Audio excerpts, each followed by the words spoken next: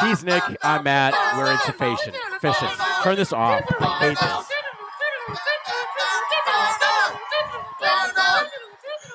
Just for the record, it is Freebird or yeah. Stairway to Heaven? I can't tell. Just for the record, you lost that battle like overwhelmingly. There's only four people. There's only four people that I care about. Nobody said Freebird. Not one. Four members of a certain band would absolutely say Freebird. If you ask them the question that this or that, they would have said Stairway to Heaven. It's on. Guaranteed. I feel like that's the gateway question to get them on our show. Hey, how stupid is Insufficient? Well, they're going to ask you if you'd rather listen to Freebird or Stairway to Heaven. Mike Gordon is saying yes. John Fishman is also saying yes. Paige, he's going to look to the left and then to the right. I hate that you wrote that. And then he's going to say yes. And then Trey already said yes. No, he didn't. And you know how I know? Because the original version of Phish, which wasn't Phish, had two guitarists so that they could fucking play Freebird. They didn't need two guitarists to play Stairway to Heaven.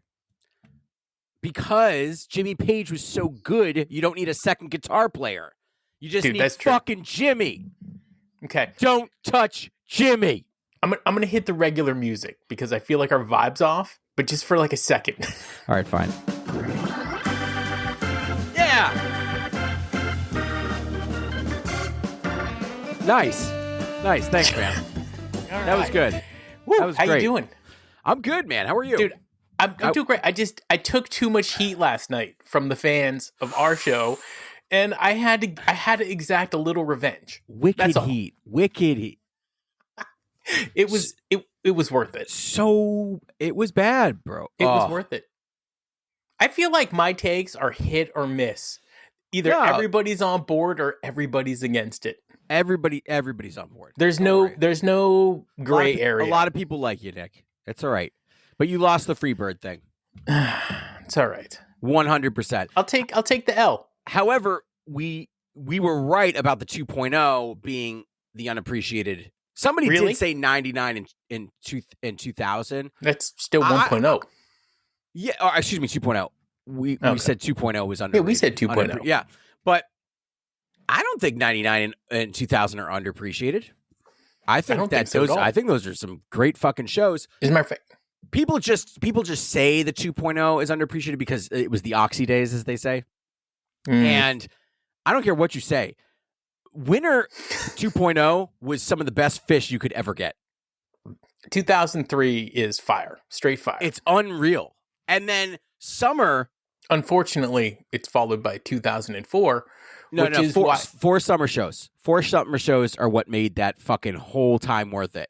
You had the 2 shows at SPAC, and you had excuse me, 5 shows. 3 shows at Great Woods. Those 3 Great Wood shows are good. Outstanding. Yeah. Outstanding. A lot of grab ass too. A lot of going behind the scenes on what the songs were about. We had our first ever like drum and Explenor drum jam between drum jam. You know, so on Mondays we've decided, because you and I listen to Phish pretty much all weekend, and we don't get to talk about it like we do on our daily show, which is, by the way, number 10 now on Phish podcasts. We went from 0 to 10, and we stopped at 35 and then just shot up. Maybe it's 11. It's amazing. It's anyway, amazing. So on Mondays, we're doing like some hot takes that we've had over the weekend. And one of the conversations that we've had about hot takes is Fishman. And, you know, you being a drummer and me just loving the band Phish and watching them for all these years, you said something that resonated, which was Fishman lets the drumstick do the work. And then you sent me a bunch of clips of other drummers, and those guys, they're like really using their arms, where you watch Fishman and he's getting really similar sounds, in my opinion, and it just looks like he's just effortlessly kind of waving himself over his drum kit. It's pretty cool. Well, yeah, I mean, Fishman uses his arms like a motherfucker. Yeah, but he's he does this thing.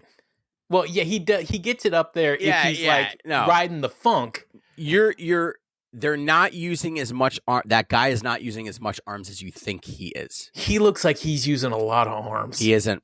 That dude looks tired. He's not. It's all in his wrists, dude. Yeah. All that is in his wrists, and he just moves his wrists with his arms. That's all he's doing. He's not using his arm. He's using his wrist to move around the drums. He looked like caveman drummer. Yeah, but think of it this way. He's doing this, and the stick is moving in his hand like this, because he's using the Muller technique, which is where you turn it this way and you use your fingers. And it bounces, and then you use your fingers. That's the technique he's using. If you want to get technical about it. And now we know why Matt's such a hit with the ladies. It's the Muller technique. It's the Muller technique. Jesus.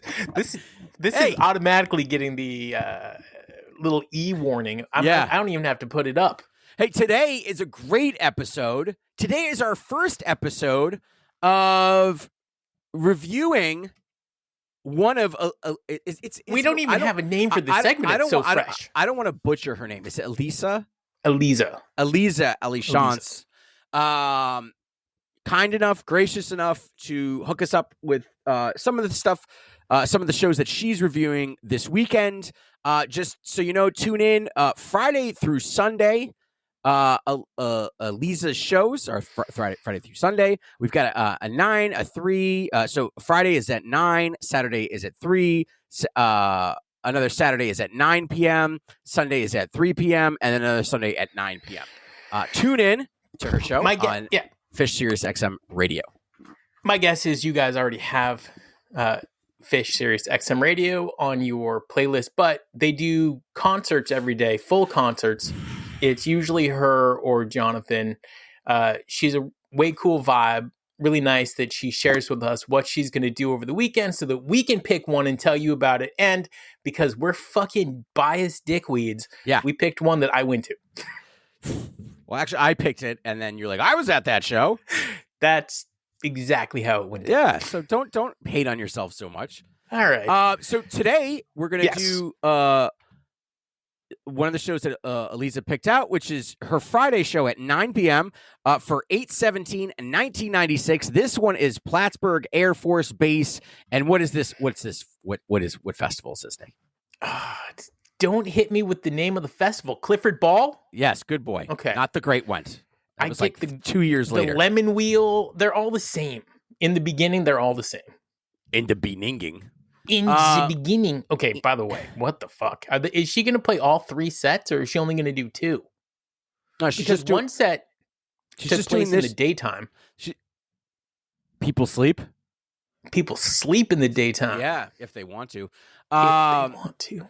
Oh my God. I have to keep going. Yeah. No, this is just this one set. Okay. Which I think it was a really good choice. I like that. Wait, 8/17? 8/17/1996. It's 3 sets, but they're going to do all 3. By the way, if you're a Phish fan like me, you're going to be pissed at the end of this fucking show. Oh, yes, they are. And by the way, after I ask a certain question about Freebird or Stairway, my follow-up question is why, and he's going to know that I'm referring to something that you'll know about very soon. Shh. Grab ass. Yes. Literally, set 1, grab ass. Old home place. I thought you were talking to me. By the way, it's Friday. This is my Friday shirt. Okay, this shirt, it's Friday. That's a classic Nick shirt. This is great. That red one is classic Nick. Actually, this is a remake. The original was by some designer. This was Walmart, $12. Paige, call me. I got one for you. All right, so set 1, old home place. You can get, I think, this whole first set on YouTube if you want. I think you can get the whole show. You might be able to get most of the show. But keep going. Yeah. All right, old home place. I love it. Actually, for a grab ass song, I love it. This is daytime shit right now. This is what is it? I don't even know what time it was, but it was sunny. It's sunny in Philadelphia right now. I would say 1 o'clock sounds right. And this is the craziest part. I chased Punch You in the Eye until like 2013, but apparently I saw it. I saw it right here. Right here. Yeah. So whatever. Punch You in the Eye. Great. great punch you in the eye. I mean, dude, this whole show is so spot on and so well played. And you sort of see the transition out of 95 into 97 with this specific show. I'd agree with that statement. That's a good way to put it. Yeah. Reba, dude, I know. Chef's kiss. Oh my God. So good. This Reba is just, everything's played so well. Yeah. And so crisp. And I love the sound that everybody has at this show. I love the sound of the drums. I love the sound of Mike's bass. The whole thing. It's just great. Cars, trucks, and buses. I mean, killer way to follow up a Reba. Get a little Page grab ass in there. Oh, right? You got to. Speaking of grab ass, I don't know if this is the time, but at some point, there's like people bouncing on trampolines. No, you're jumping ahead. I'm jumping it. Okay. I didn't remember when it was. Christ. It doesn't say in my notes. Yeah, I know where it is. Where it is. Jesus. Lizards. Woo! Okay, so the next 3 songs completely stand out in set 1. Yeah. Vivid memories of just beautiful playing. You already touched on it. The sound, I don't know why it was so great, but it was so great. So good. Really, I don't know what it is. There's a crispness to everybody's sound. It's got a Grinchy fucking vibe. Well, that's because he's wearing the Grinch t-shirt. I know. Sample in a jar. Blazing. This might. If there's anybody out there that wants the best sample in a jar, just play this one. So I think some of the best versions of some of these songs are in here. I agree. The Taste. David Bowie from the day before. Ooh. Oh my God. Taste for free. Okay, so Fee. Like a little fee. Obviously, Trey comes out through the megaphone on this one. Maze blazing. First set Maze, man. That's how you know this show is cranking. Ending with a Susie G. And as we know, Susie G was played, 65 times? As the set closer. Set closer. Yeah, way to use stats, buddy. I don't fuck around when we come to the show. This is true. Yeah. Set 2. What time did they come on set 2? Do you know? It was late. It was late? So they had more than a 15-minute break? Oh, yeah. It was like hours. What? So they came on and played one set and then took hours breaks? An hour? That's what I feel like. But then again, the fireworks. That can't be. It was summertime, so the sunset's late. But it was late. The fireworks were, it was still bright out. They didn't do fireworks this night, but that's okay. No, with the plane. I thought the plane was shooting fireworks. Yeah, bro, that was the great went. Okay. You gotta figure this out. I'm gonna put you in a home. I'm gonna put you in a home. It's been like 40 fucking years, man. All right, take it easy. Jesus. No, the fireworks were Harry Hood, and that was the last night. So take it easy. Set 2 opening with the curtain without the width. Thank God. That's how you want it. That's how Nick wants it. I don't want get out of here with the width. Yeah. The width is Trey playing chords and the band backing him up. It's cool once. Runaway Jim. Let's go. I count that as the official opener of set 2. Okay. All right. Somebody called me. It's ice. It's ice. This is my top 5 favorite song of all time. Maybe not this version, but in general, I can always go for It's Ice. It's a good version. I'm not saying it's their best. It's ice cream. This is where it gets. That's why they did it, because next they have Brother, and guess who fucking comes out? Oh, you already know. Ben and Jerry. I love it. They come out. That CEO hasn't been replaced. Unilever, do the right thing. Do the right thing. Put in Trey. Do the right thing. Or Fishman. Dude, Fishman as the CEO of Ben and Jerry's. I'm love here that. for whatever that is. I'm down with that. Ben and Jerry's come out and awkwardly sing, Brother. Somebody get in the tub with your brother. And then they run off stage, which I love. Of all the Phish songs, the only one I can't have like a good meditative listen to is Brother. I don't know if it's because I need to dance or what it is, or I want to sing along, but Brother comes on and you are in the Brother for real. Fluffhead. God. As a spoiled rotten Phish fan, which I could do without. must be, I could do without. I like Fluff follows me around. I've seen so many Fluff heads. Yeah. It's not my favorite song. Trey sees me in the audience and he goes, "Oh, Nick's here. Play Fluffhead." Play Fluffhead. This guy's a fucking asshole.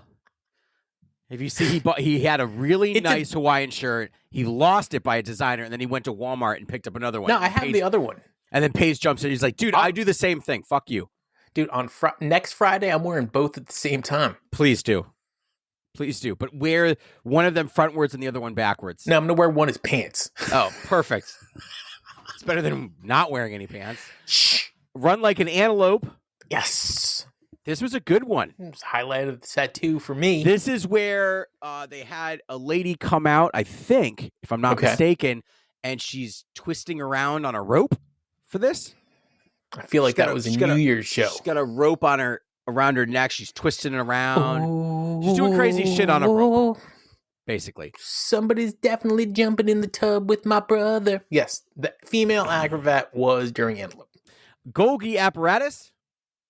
Great. And so you think set 2's over. If you're in the audience and you get a Golgi this late in a set, you're like, oh man, set's over. You're bummed. Nope. But you're not bummed for too long.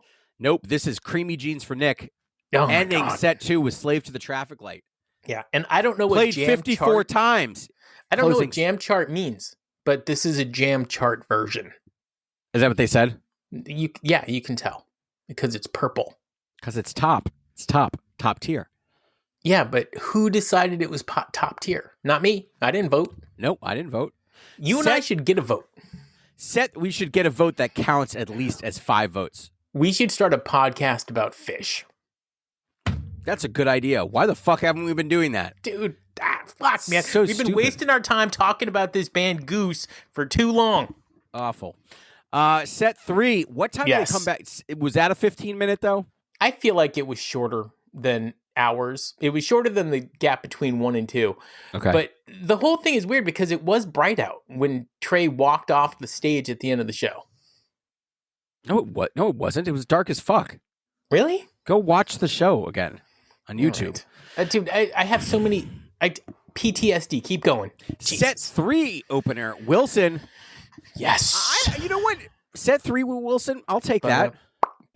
Yep. Then Frankenstein. They own this song. They actually kind of do. It's their song.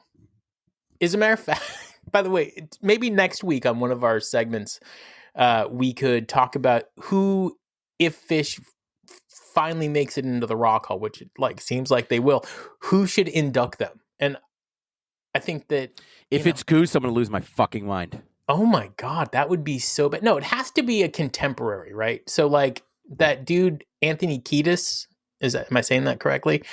He's the same age as Trey. Did you know that? That's weird. Lead singer for Red Hot Chili Peppers? Yes, they're both 61. Trey's 60. He literally just turned 60. Okay, they're the same age. Son of a Mule. Snooze. Paige and Phish Mule Duel.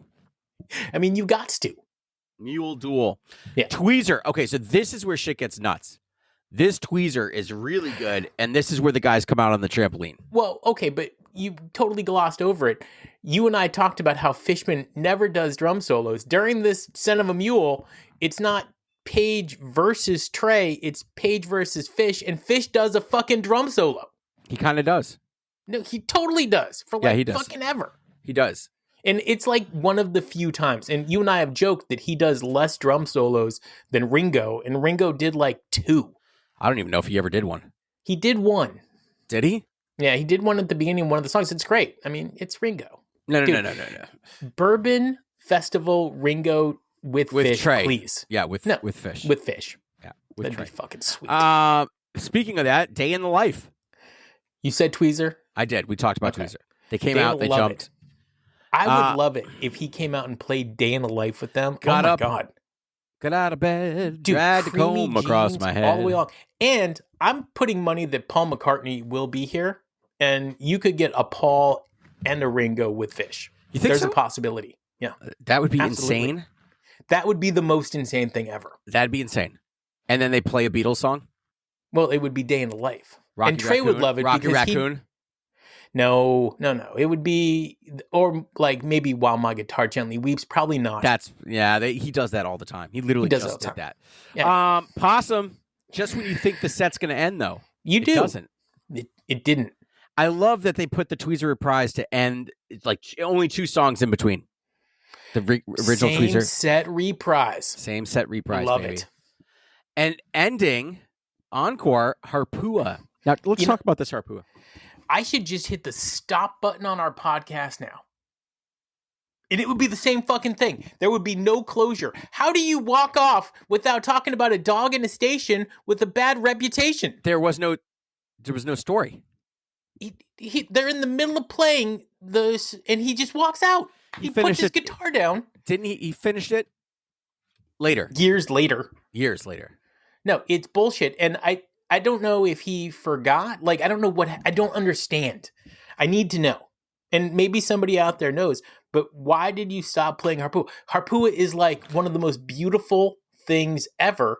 And when we watched this show, maybe not together, but at the same time, because they did this for dinner and a movie, and he just fucking bounces. Yeah. So they did that on purpose. Why?